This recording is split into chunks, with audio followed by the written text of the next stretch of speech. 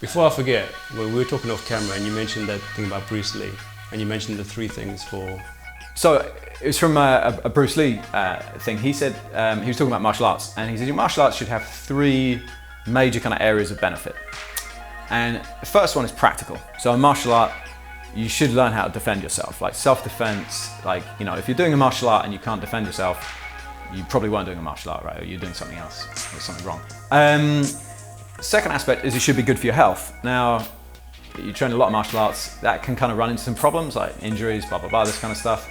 But basically it's really good for your health. And then the third kind of dimension he talks about is self-development. So you can train and you use this as a vehicle for self-development.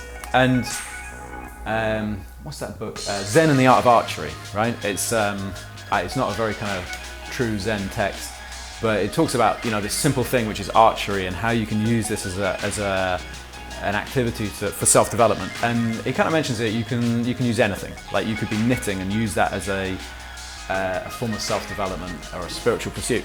So for me, it's like, well, you want to do something for your health, or you want to go to the gym, make it tick these 3 boxes.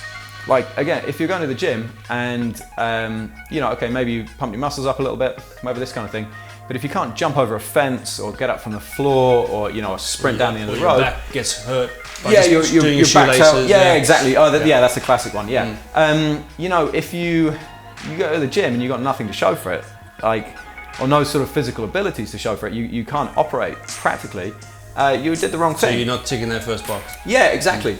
And you can look at, say, looking at someone a little bit older, one of the most important things they can learn is things like getting up and down from the floor. Now it sounds ridiculous, but like, yeah, how do you get up and down from the floor? If you trip, if you fall, you know, that's a really, really big thing for someone who's a little bit older. You know, if you're a little bit younger, you know, you should develop practical abilities when you're training. And obviously the second thing is your health. And the health thing, I think, with the conventional notion of exercise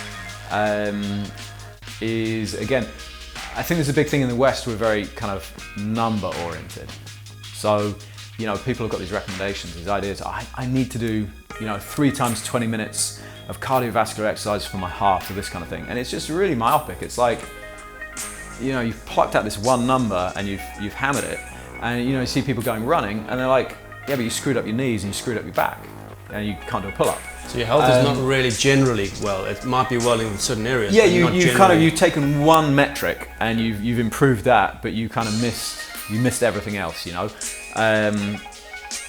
or you look at I don't know, someone who's lifted a lot of weights and they can't touch their toes, or you know, this kind of thing. It's like they just had like a singular kind of focus and they're not zoomed out and looked at the bigger picture.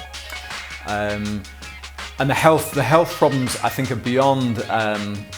You know, there's musculoskeletal health problems. You know, so you see people doing certain forms of exercises and they come with the same injuries.